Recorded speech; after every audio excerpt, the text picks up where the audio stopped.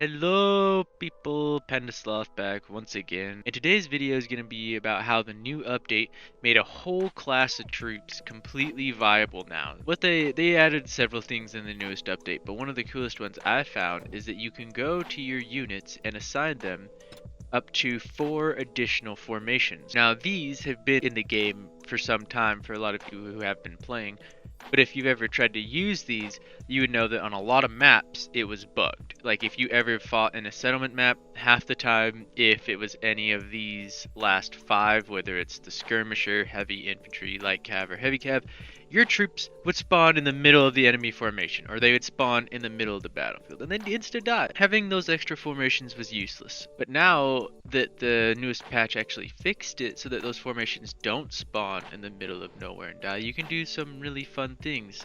First off, you can use these other formations to hold troops that you don't want to die, of course. Maybe you have like companions or something that may be weaker. You could put them on some formation to keep them all together so they don't ever get caught up in the battle. And the troop I'm talking about that has been massively changed by this is the berserker style troops, or any troops without a shield that use a two-handed weapon and that would generally win in a melee combat, but they lose to almost all forms of range due to the fact they have no shield.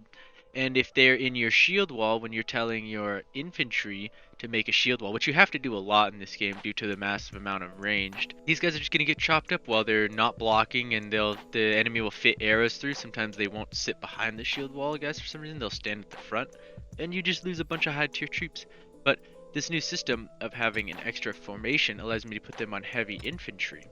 So that means I can make a shield wall directly in front of my berserkers, just move them up as a single unit, and then just tell them both to charge. And the beauty of it is usually the long range of the two-handed berserker, or the Falxman, should reach over the shields, and if they don't, they go around and they flow through them, and they usually end up getting a lot of the kills. So let me demonstrate for you. Okay, archers, you guys can hold fire because should be able to get this done with the infantry. Honestly, what do we have? 86 infantry?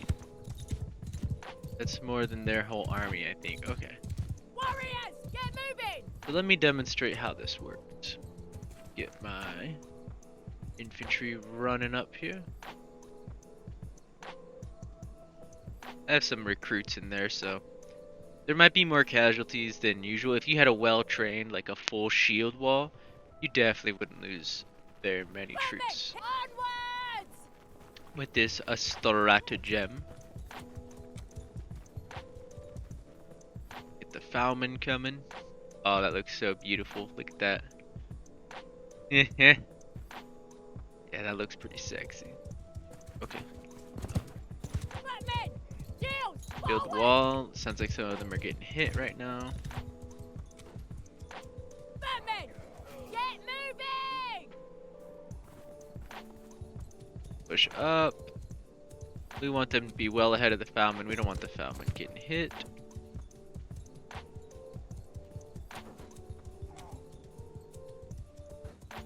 Yeah, they have 12 archers. But even 12 archers from such a distance could really hurt a lot of high tier Falxman, and you don't want tier 6 units just dying for no reason. It takes forever to train them up.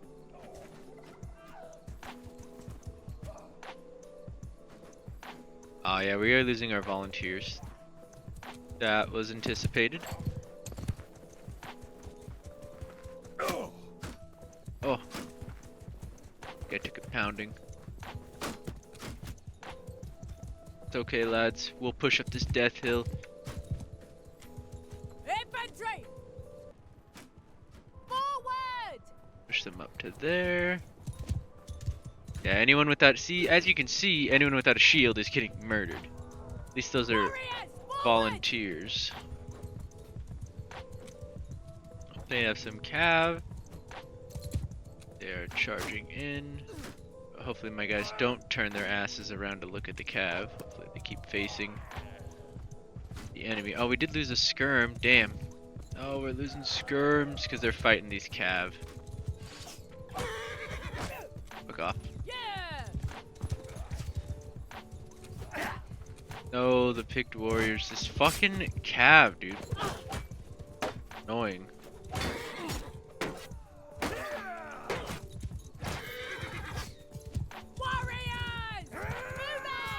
draw them so they stop fucking looking at the cav and getting shot in the ass. Flatman, move! Move the Falxman up because they're dealing with these horses. Hey, fuck off.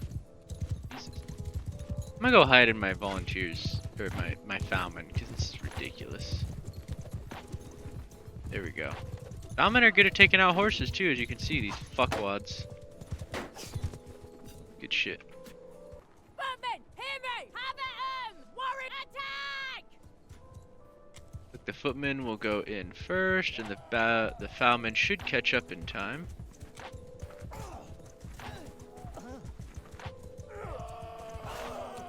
Flatman, get moving! Warriors! Attack! Okay, now Have charge. no mercy! They should be right there in there. See now, took very little damage on our skirmishers, and they should get some work done here. Oh my, yeah. Volunteer, oath sworn. A lot of them are getting. We didn't get all of our guys in there immediately. Oh, chop. Well, that was pretty efficient victory. We did lose some oath sworn and picked warriors, some skirmishers, veteran skirm. Not a single Falxman was lost though, to be fair. How many kills did they get? Not a lot.